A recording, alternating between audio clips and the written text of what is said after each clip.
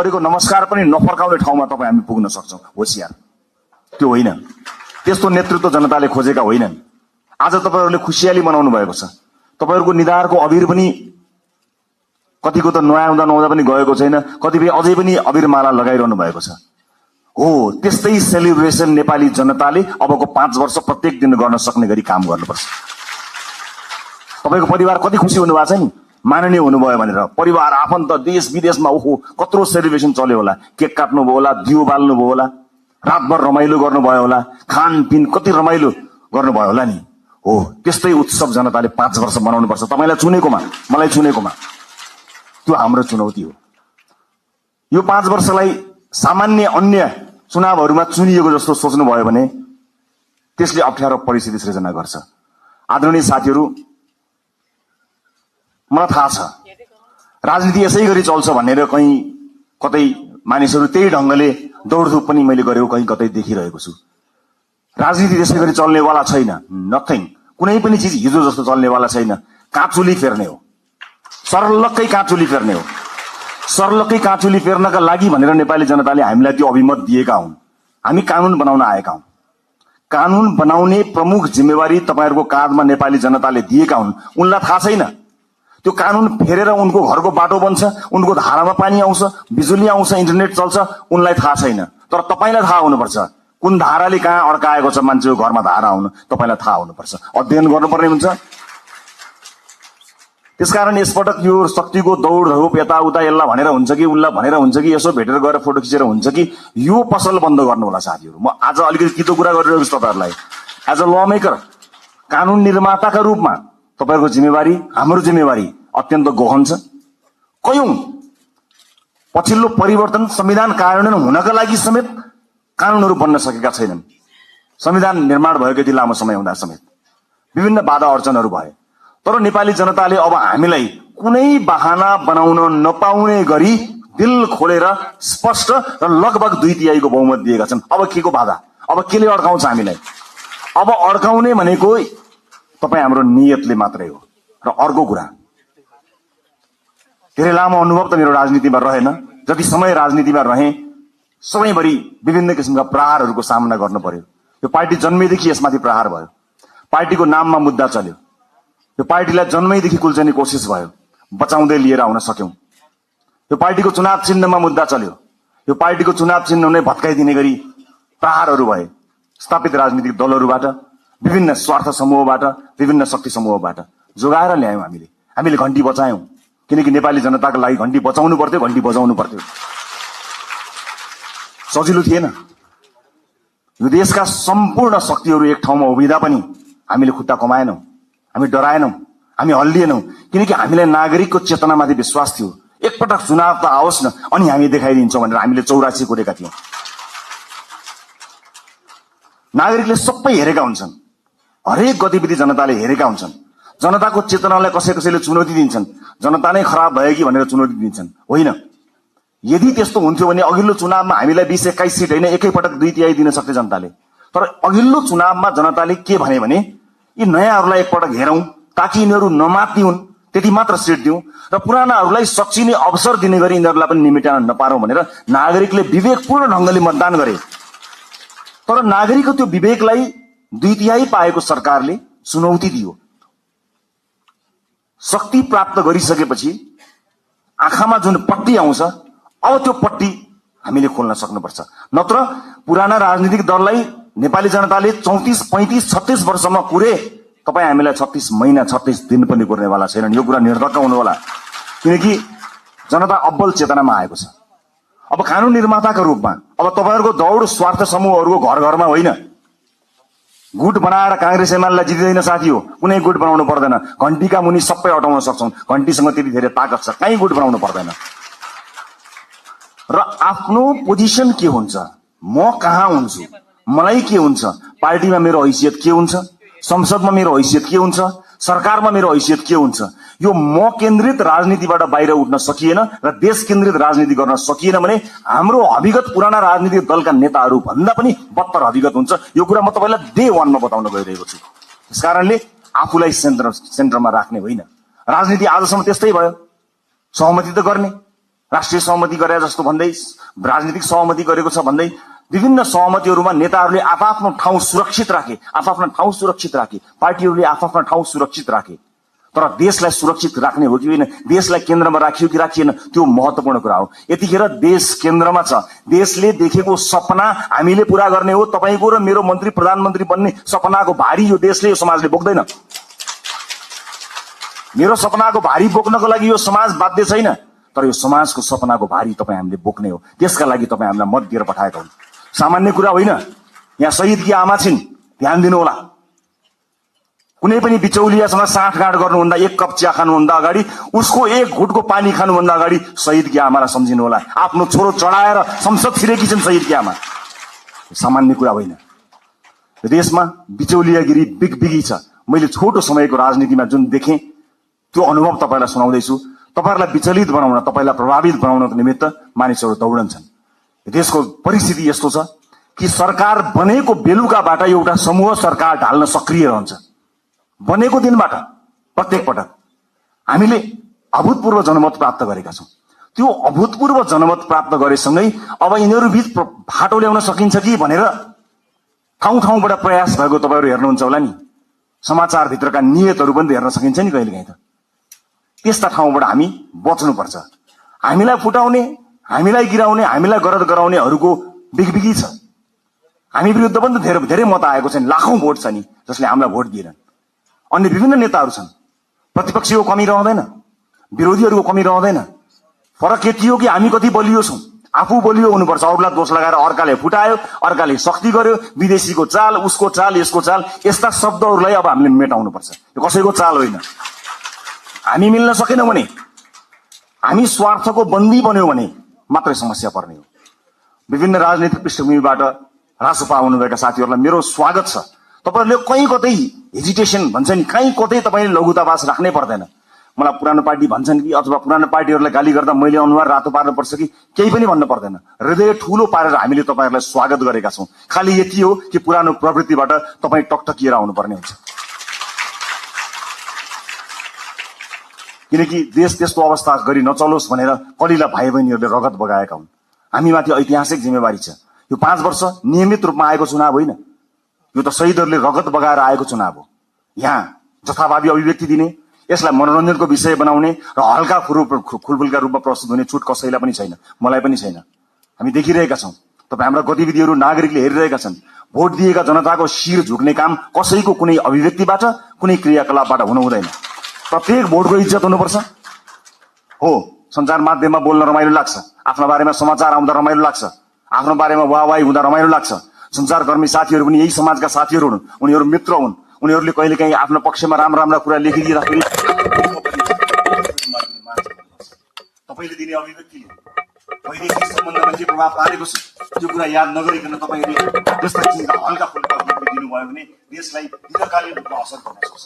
अब तपाई हिजोको मान्छे होइन, अब जिम्मेवार सांसद हो, जिम्मेवार राजनीतिकर्मी हो, जिम्मेवार प्रतिनिधि सभाको सदस्य हो। त्यसकारणले आफ्नो भूमिका परिवर्तन भएको छ।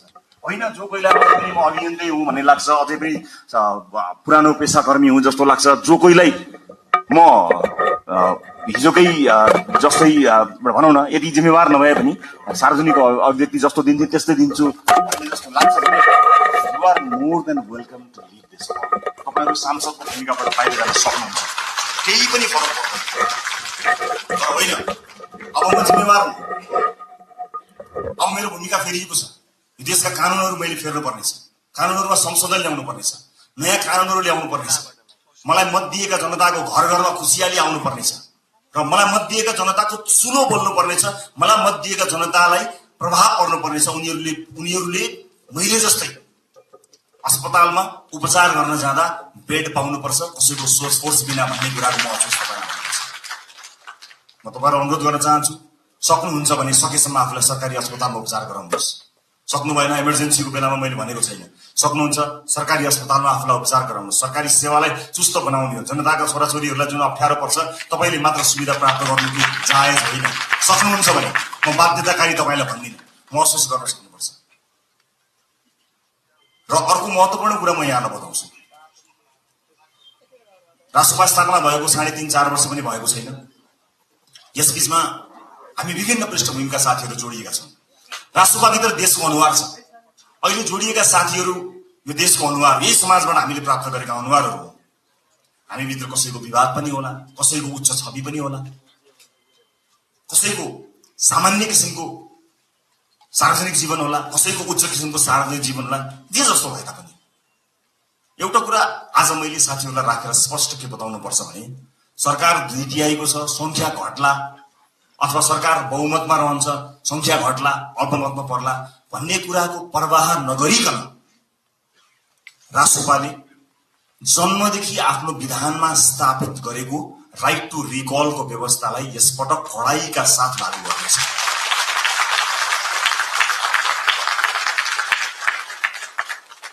एउटा स्वतन्त्रता हुन्छ, एउटा अनुशासन हुन्छ, एउटा फ्रिडम र एउटा डिसिप्लिन। यसबीचको पातलो एउटा रेखा छ साथी। त्यो रेखालाई हामीले ध्यान दिनुपर्ने हुन्छ। तपाईहरुको स्वतन्त्रता हनन गर्ने पार्टीको कुनै पनि उद्देश्य छैन। पार्टी सभापतिका रूपमा मेरो कुनै पनि आपत्ति छैन। तपाई स्वतन्त्रताको सदुपयोग गर्नुहोस्, तर अनुशासित भएर।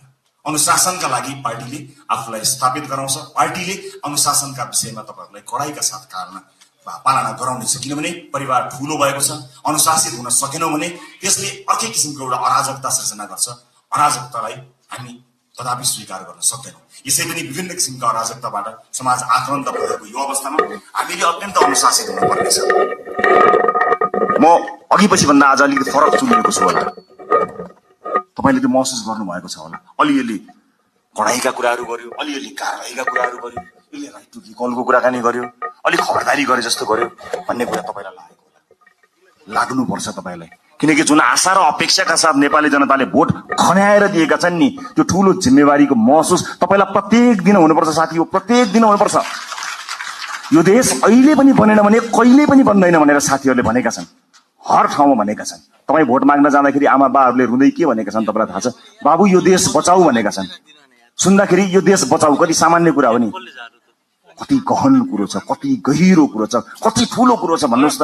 यो देश बचाऊ हामी जस्ता सामान्य मान्छेको हातमा, नीलो झण्डा फरफराउँदै हातमा घण्टी बोकेर हिँडेका हाम्रा हातमा, हाम्रा काँधमा देशका ज्येष्ठ नागरिकदेखि बालक बालिकाहरूले सम्मले यो देश बचाऊ भनिरहेका छन्। यो जिम्मेवारी हो। ठूलो शक्ति हामीले प्राप्त गरेका छौं। जति ठूलो शक्ति त्यति ठूलो जिम्मेवारी साथी हो। कृपया यो जिम्मेवारीको महसुस यहाँहरूले गर्नुहोला। म जहाँ जुन ब्याकग्राउन्डबाट आउनु भएको छ म सबैलाई स्वागत गर्न चाहन्छु। राष्ट्रसभाभित्र सिङ्गो देशको अनुहार छ। यहाँ व्यापार व्यवसाय क्षेत्रका साथीहरू पनि हुनुहुन्छ, विद्यार्थी साथीहरू पनि हुनुहुन्छ, जेनजी पुस्ताका सबै साथीहरू हुनुहुन्छ, युवा साथीहरू हुनुहुन्छ, महिला साथीहरू हुनुहुन्छ, सीमान्तकृत वर्गलाई प्रतिनिधित्व गर्ने साथीहरू हुनुहुन्छ, सामाजिक अभियन्ता हुनुहुन्छ, कवि कलाकार मोडल रोल मोडल सबैजना हुनुहुन्छ, पूर्व प्रशासकदेखि लिएर सबैजना हुनुहुन्छ। यति ठूलो यो परिवारलाई समायोजन गर्नको निमित्त, यो परिवारलाई एउटै धारमा एउटै ट्र्याकमा लिएर जानको निमित्त अनुशासनको अत्यन्त ठूलो खाँचो हुन्छ। म साथीहरूलाई यति भन्न चाहन्छु, म तपाईहरुको मिडिया प्रेजेन्स प्रति कहीँ कतै दुःख मनाउ गर्दिन, तर आफू अभिव्यक्त हुनुभन्दा पहिला तपाईले पार्टी पंक्तिसँग सरसल्लाह गर्नुहोला। तपाईको सानो बोलीले मतदान गर्ने अर्को मानिसको चित्त नदुखोस्। तपाईको सानो अभिव्यक्तिले देशका महत्त्वपूर्ण सम्बन्धहरूमा आँच नपुर्याओस्। देशका कयौं गहन विषयहरू हुन्छन्, अर्थतन्त्र लगायतका विषयहरूमा तपाईका हल्का टिप्पणीहरूले हामीप्रतिको आशा निराशामा बदलिन सक्छ। त्यसकारणले मैले एउटा अभिभावककै हिसाबले तपाईहरुलाई सचेत गराउन खोजेको हुँ। आजको यो भेटघाट कार्यक्रममा उपस्थित सम्पूर्ण साथीहरू, राष्ट्रपा परिवार विशाल परिवार भएको छ। यो सँगसँगै नेपाली नागरिकले हामीलाई ठूलो अभिमत दिनुभएको छ। यसको जगेर्ना गर्नु तपाई हाम्रो कर्तव्य हो। अब संसदको सेसन चले भन्दा बाहेक तपाईहरुको भेट जनतासँग हुनुपर्नेछ। आफ्नो निर्वाचन क्षेत्रमा निरन्तर खट्नु होला। तपाईको निर्वाचन क्षेत्रमा कुनै पनि मान्छेले दुःख पायो भने त्यसको सम्पूर्ण जिम्मेवारी तपाईको हुनेछ, किनकि तपाईलाई उसले जिताएर पठाएको हो, आफूले सुख पाउँछु भनेर पठाएको हो। तपाईलाई सुख दिन होइन, तपाईका माध्यमबाट मैले र मेरो परिवारले सुख पाउँछ होला भनेर तपाईलाई भोट दिएर पठाएको। त्यसकारणले ठूला ठूला हल या ठूला ठूला विदेशी कार्यक्रमहरूको सेमिनारमा होइन, ती गाउँ टोल बस्ती चिया चौतारोहरूमा आफ्ना सांसदहरूलाई देख्न चाहन्छु। हामी सांसद भयौं भन्दैमा त्यो सांसद भएको ब्याचले या त्यो सर्टिफिकेटले एकाएक ज्ञान दिने होइन, अध्ययनको आवश्यकता पर्छ, ज्ञानको आवश्यकता पर्छ। र अब शक्तिशाली भए भनेर आफ्नो चालचलन, आफ्नो व्यवहारै परिवर्तन गर्ने कयौं साथीहरू पनि मैले देखेको छु। त्यसमा विशेष ध्यान दिनु होला, नागरिकसँग सधैँ नजिक रहनु होला। चुनाव त फेरि पनि आउँछ, त्यतिखेर हामीले भनेका छौं, यसपटक हामीले इतिहास रच्ने कोसिस गरेका छौं, हामीले नागरिकसँग करार गरेका छौं। नागरिक हामीलाई भोट हाल्न तयार थिए, तर पनि हामीले अतिरिक्त प्रतिबद्धता किन गर्यौं भने हामी कमिटेड छौं, यसपटक परिवर्तन गरेरै छाड्ने हो, यसपटक काँचुली फेरेरै छाड्ने हो भनेर हामीले नागरिकसँग करार गरेका छौं। त्यो करारका अक्षर अक्षर पढ्नु होला।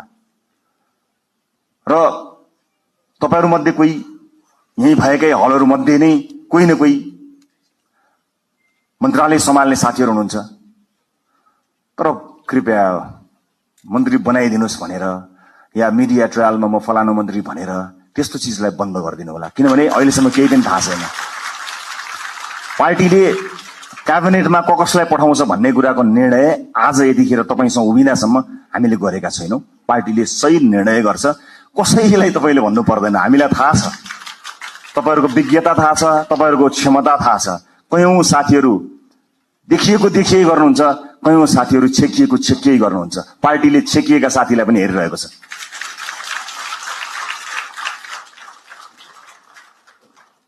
कहिलेकाहीँ कसैले जति देखाउँछु भने पनि देखिँदैन, कसैले लुकाउँदा पनि देखिन्छ। क्षमता भन्ने कुरा त्यस्तो हुन्छ। त्यसकारणले कतिपय अलि बढी चर्चामा आएका साथीहरु र चर्चामा आउन नपाएका साथीहरु सबैलाई पार्टीले हेरेको छ। कयौं विषयका विज्ञ साथीहरु हुनुहुन्छ। म सञ्चारकर्मी साथीहरुलाई के पनि अनुरोध गर्न चाहन्छु भने सार्वजनिक चासो र सार्वजनिक छविमा आइसकेका भन्दा पनि राजसभा भित्रका 101 विज्ञ साथीहरु यो हल भित्र हुनुहुन्छ। अलिकति क्यामेरालाई फोकस गर्नुभयो, अलिकति tilt down, tilt up, left right गर्नुभयो भने यो हल भित्र 101 विज्ञ साथीहरु हुनुहुन्छ है साथीहरु। त्यसकारणले आम नागरिकलाई ती साथीहरु बारे पनि जानकारी दिदिनु होला है। चलेका, देखिएका, सुनिएका साथीहरु त छँदै हुनुहुन्छ, त्यहाँतिर पनि अलिकति ध्यान दिनुहोस् ताकि नागरिकले थाहा पाउन् कि राजसभा भित्र यस्ता मान्छेहरु पनि रहेछन् भन्ने कुरा। यो मेरो सञ्चारकर्मी साथीहरुको उल्लेख्य उपस्थिति भएको हुनाले मेरो विनम्रतापूर्वक यहाँहरुलाई गरिएको अनुरोध हो। अब म लगभग आफ्नो भनाइको अन्त्यतिर आएको छु। उपस्थित साथीहरु, चुनावमा हामीले अत्यन्त दुःख गर्यौं, तपाईहरुले मेहनत गर्नुभयो, परिश्रम गर्नुभयो।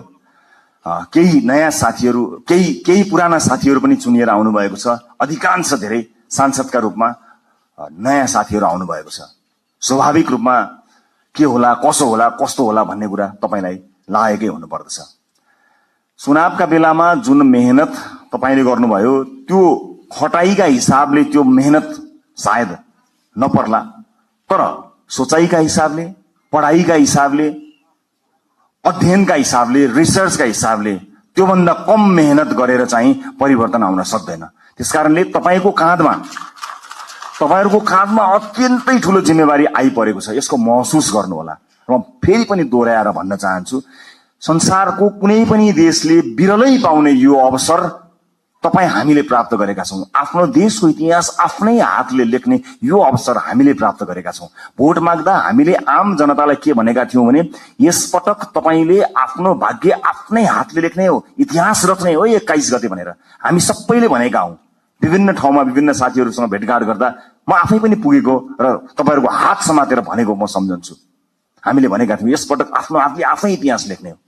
आज म तपाईलाई यो हल भित्र भनिरहेको छु, साथी हो, यो देशको भविष्य कस्तो लेख्ने तपाईको हातमा छ, मात्र तपाईको हातमा छ, अरु कसैको हातमा छैन। जनताले दिए तपाईलाई, ल लेखा हाम्रो भविष्य, ल रोका हाम्रा छोराछोरीलाई विदेश जानबाट, ल सृजना गर रोजगारी, ल बनाऊ बाटोघाटो, ल पुर्याऊ बिजुली, देऊ शिक्षा, देऊ स्वास्थ्य। जनताले आफ्नो गर्ने काम गरे, तपाईको काँधमा आएको छ। यसबाट एकदमै धेरै रमाइलो यसलाई लिएर, यसलाई चाहिँ उत्सवका रूपमा भन्दा पनि जिम्मेवारीको रूपमा काम गर्नुपर्ने यो गहन बेला तपाईहरुको काँधमा आइपरेको छ। त्यसैले म सबैलाई यसको महसुस गर्नको निमित्त हार्दिक अनुरोध गर्न चाहन्छु। म फेरि पनि भन्छु, यो सामान्य परिस्थितिले आएको होइन। भाइ बहिनीहरुले, ससाना भाइहरुले आफ्नो रगत बगाएर ल्याएको यो परिवर्तनलाई संस्थागत गरेर अर्को निर्वाचनमा कुनै पनि उम्मेदवारले भोट माग्न जान नपरोस्, हाम्रो काम बोलोस् भन्ने हेतुले तपाईहरुले काम गर्नुहुनेछ। नजानेको कुरा सिक्नका लागि कहिले पनि अप्ठ्यारो मान्न पर्दैन। मैले अघि नै भने हामीले सांसदको लोगो लगाउने बित्तिकै, हामी सांसदको कुर्सीमा बस्ने बित्तिकै या संसद भवन छिर्ने बित्तिकै ज्ञान ओइरिएर हामी कहाँ आउने होइन।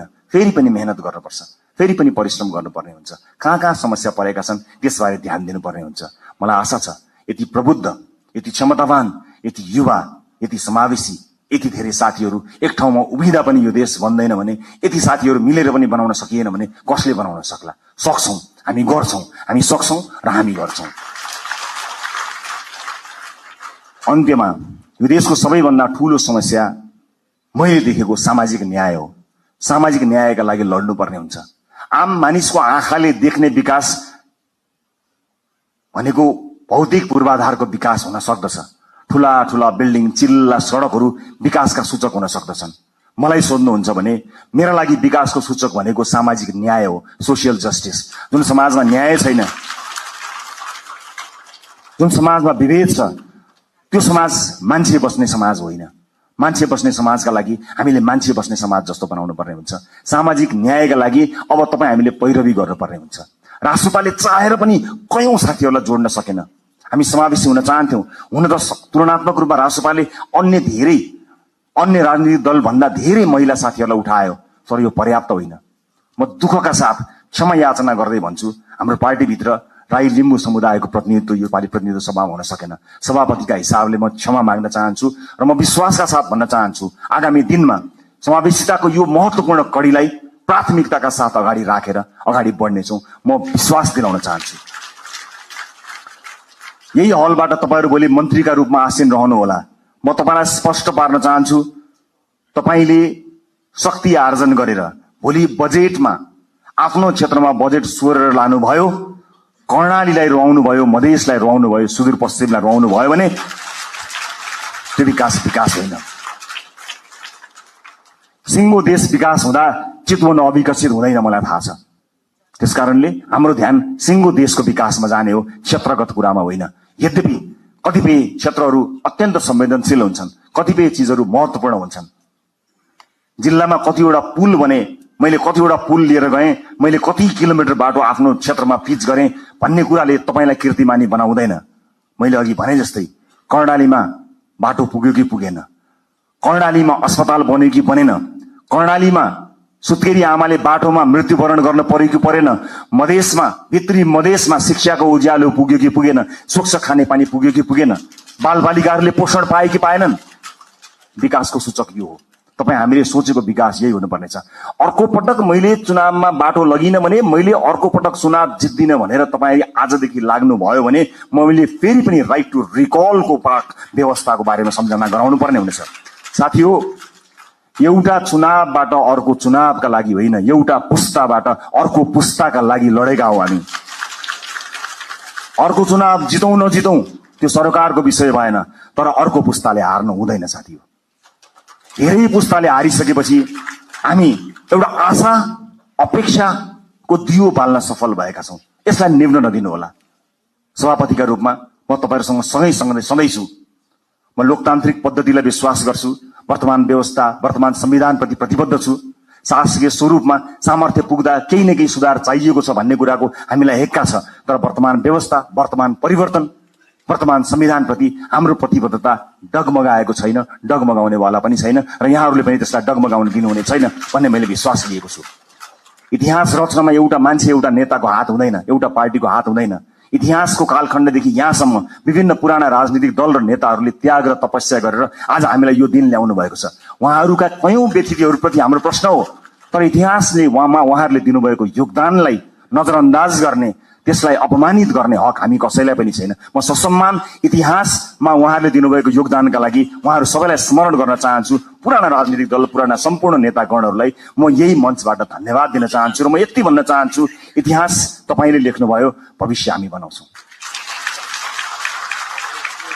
हाम्रा अभिव्यक्तिहरूमा कुनै पनि राजनीतिक दल र विपक्षीहरूप्रति कटाक्ष भयो भने त्यो अनर्थ हुन जानेछ।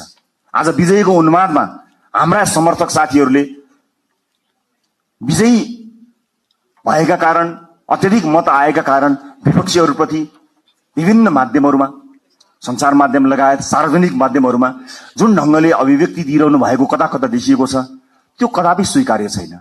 विजेता हुनुको अर्थ जिम्मेवार हुनु हो, विजेता हुनुको अर्थ छाडा हुनु होइन। विजेता हुनुको अर्थ विपक्षीहरूलाई कटाक्ष गर्ने अधिकार प्राप्त गर्नु होइन, त्यो लोकतन्त्रको चरित्र होइन। त्यसकारणले हामीलाई माथि धेरै आरोप लागेको छ। आज तपाईहरू सबैलाई साक्षी राखेर म यो आरोपलाई खण्डन गर्ने जिम्मेवारी तपाईहरूको काँधमा पनि बाँड्न चाहन्छु कि रासोपालाई प्राय अराजक छन्, रासोपा समर्थकहरू अत्यन्त धेरै असहिष्णु छन्, सामाजिक सञ्जालमा गाली गलौजमा उत्रन्छन्, व्यक्तिगत गाली गलौजमा उत्रन्छन्, छुनै हुँदैन, बोल्नै हुँदैन, गाली गरिहाल्छन्। त्यस किसिमको एउटा छवि बनेको छ। म सम्पूर्ण समर्थक साथीहरूलाई बताउन चाहन्छु, अब त्यसबाट बाहिर निस्कनुपर्छ। रासोपाले प्रशिक्षण गर्न पाएको छैन। 3 वर्षमा आक्रमण झेल्दै आएको रासोपाले आफ्ना सदस्य साथीहरूलाई राम्रोसँग प्रशिक्षित गर्न पाएको छैन। तर यही समाजका पात्रहरू भएको हुनाले तपाईले समाजका विभिन्न तह र तबकामा लिनुभएको प्रशिक्षणले तपाईको व्यक्तिगत आचरणलाई देखाउँछ। त्यसकारणले सम्पूर्ण रासोपा समर्थक साथीहरूलाई म जिम्मेवार भएर अभिव्यक्त हुन सामाजिक सञ्जाल, सामाजिक प्लेटफर्महरूमा, सार्वजनिक प्लेटफर्महरूमा अत्यन्त जिम्मेवार भएर प्रस्तुत हुनको लागि अनुरोध गर्न चाहन्छु। यो रासोपाले जितेको होइन, यो देशले जितेको हो। हामीले प्रमाणित गर्नुपर्नेछ। रासोपाको माध्यमबाट देशले जितोस् भनेर आम नागरिकले हामीलाई भोट दिएका हुन्। त्यसकारणले यो जित केवल रासोपा समर्थक, रासोपा भोटरको मात्र होइन, यो जित सम्पूर्ण देशको हुनुपर्नेछ। त्यसका लागि तपाईँ हामीले काम गर्नुपर्नेछ। अबको 5 वर्ष सहज हुनेवाला छैन। हिजोका सांसदहरूको जस्तै गतिविधि या हिजोका मन्त्रीहरूको जस्तै गतिविधि र तिनै निरन्तर त्यही चिजको निरन्तरता यो हो भन्ने जो कोहीलाई परेको छ भने कृपया त्यो होइन।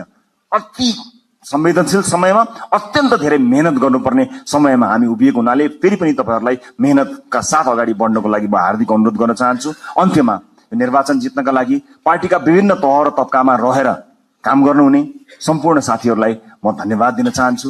समानुपातिक साथीहरूलाई कतिपय मानिसहरूले तिमीहरू त समानुपातिक हौ, प्रत्यक्ष होइनौ भनेर अलिकति फरक ढङ्गले हेर्न खोजेको देखिन्छ। म त्यसलाई विभेद भन्छु। म त्यसमा विभेद पार्टीभित्र नहोस् भन्ने चाहना राख्न चाहन्छु। चाहे प्रत्यक्षमा रहेका हुन्, चाहे समानुपातिकमा रहेका हुन्, सबैले आफ्नो भूमिका र जिम्मेवारी निर्वाह गरेका छन्। कतिले चुनाव जित्नका लागि भूमिका निर्वाह गरे भने अब संसदमा गएर ती साथीहरूले आफूलाई अझ बढी अब्बल प्रमाणित गर्नुहुनेछ। हरेक पेसा, व्यवसाय, क्षेत्र, लिङ्ग सबैको प्रतिनिधित्व गरेर विशाल रासोपा परिवारमा आउनुभएका तपाईँ साथीहरूलाई सुपर लास्ट एउटै कुरा के भन्छु भने हामी समय र परिस्थितिले एक ठाउँमा जोडिएका हौँ। हामी यो राजनीतिक दल थिएन, हामी यहाँ गोलाकार हुने थिएनौँ भने अलग किसिमका मानिसहरू थियौँ। हाम्रा साथीभाइ अलग थिए, हाम्रो सङ्गत अलग थियो, हाम्रो काम अलग थियो, हाम्रो पेसा अलग थियो। तर परिस्थितिले हामीलाई यहाँ हामीलाई जोडेको हो। जोडिसकेपछि एज अ टिम प्लेयर, एउटा सामूहिक खेलाडीका रूपमा तपाईँ हामीले काम गर्नुपर्नेछ। व्यक्तिगत रूपमा कसैको आचरण, बानी व्यवहार, स्वभाव हामीलाई मन पर्नु नपर्नु बेग्लै कुरा हो। तर यतिखेर हामीले हेर्ने भनेको देशको संविधान हो, संसदको नियमावली हो, पार्टीको विधान हो। तपाईलाई व्यक्तिगत जीवनमा जुन किताब पढ्न मन लाग्छ पढ्नुहोस्, तर हामीले पढ्ने यिनै किताबहरू हुन्। यिनै किताबभित्र हामी एकबद्ध भएर देशको संविधान मानेर, पार्टीको विधान मानेर, विभिन्न नियमावलीको अधीनमा रहेर एकै ठाउँमा एउटा टिम भएर काम गर्नुपर्नेछ। त्यसकारणले व्यक्तिगत इच्छा आकांक्षा, व्यक्तिगत लाइक डिसलाइक, व्यक्ति मन पर्ने मन नपर्ने कुराहरू गौण रहन्छन्। मैले अघि पनि भने तपाईको चाहना, तपाईको सपनाको भारी यो देशले बोक्ने होइन, वर्षौंदेखि यो देशले देखेको सपनाको भारी तपाईँ हामीले मिलेर बोक्ने हो। कयौं व्यक्तिगत जीवनमा मन नपरेका साथीहरू पनि कता कता घुम्दै फिर्दै यहीँ आएर ठोकिएका पनि हुन सक्दछौँ। यतिखेर हामीले आफ्नो विवेकको अत्यधिक प्रयोग गरेर मुलुक र जनताप्रति वफादार, इमानदार र जिम्मेवार भएर काम गर्नुपर्नेछ। म यहाँहरूको सुखद राजनीतिक भविष्यको शुभकामना अभिव्यक्त गर्न चाहन्छु। फेरि पनि निर्वाचनलाई यति ठूलो परिणाममा ल्याउनका लागि काम गर्नुहुने पार्टीको अग्रकम्तीमादेखि अन्तिम पंक्तिसँग काम गर्नुभएका सम्पूर्ण साथीहरूलाई धन्यवाद दिन चाहन्छु। मतदाता साथीहरूलाई धेरै धेरै धन्यवाद दिन चाहन्छु। यो देश म आउन कहीँ कतै पनि विचलित नहुनु होला। तपाईहरूले निर्धक्कसँग काम गर्न सक्ने वातावरण हामी बनाउँछौँ। विदेशमा लगानी ल्याउनको निमित्त विदेशमा रहेका नेपाली डायस्पोराका साथीहरूलाई म यही मञ्चबाट आह्वान गर्न चाहन्छु। आउनुहोस्, मिलेर काम बनाऊ। देश निर्माणको यो महान अभियानमा तपाईहरूको साथ हामीलाई चाहिएको छ। सँगै मिलेर हामी थिति बसाल्ने संकल्प गर्न सक्छौं। अन्तर्राष्ट्रिय समुदायलाई पनि म यति भन्न चाहन्छु कि नेपाल लगानी गर्नका लागि सुरक्षित देश छ। तपाई र तपाईको लगानी यो देशमा सुरक्षित हुन्छ। निर्धक्क हुनुहोला, कुनै किसिमको बाधा अडचन हुने छैन। तपाईलाई कुनै अमुक नेता वा पार्टीले संरक्षण गर्दैन, तपाईलाई देशको नीतिले, हाम्रो नीतिले संरक्षण गर्नेछ। नीतिगत रूपमा तपाई हामी संरक्षित हुनेछौं। देशको विश्वविद्यालयहरूले काँचुली फेर्नु पर्नेछ, उद्योग कल कारखाना चल्नु पर्ने हुनेछ, देशमा काम धन्दा निरन्तर चल्नु पर्नेछ, इम्प्लोइमेन्ट क्रिएट गर्नुपर्नेछ। यी यावत जिम्मेवारीहरू पूरा गर्नको निमित्त हामी सक्षम भएर काम गर्नेछौं। मुलुक नयाँ मान्छेहरूको हातमा गयो, कहीँ अप्ठ्यारोमा पर्छ कि लोकतन्त्रको खतरामा पर्छ कि कहीँ कतै अलिकति अधिनायकवाद आउँछ कि जस्ता जुन शंका, भ्रम या आशंकाहरू कहीँ कतै भएको छ, म सबै चासो राख्ने, सरोकार राख्ने सबैलाई बताउन चाहन्छु कि मुलुक राम्रो हातमा छ। We will handle it with care.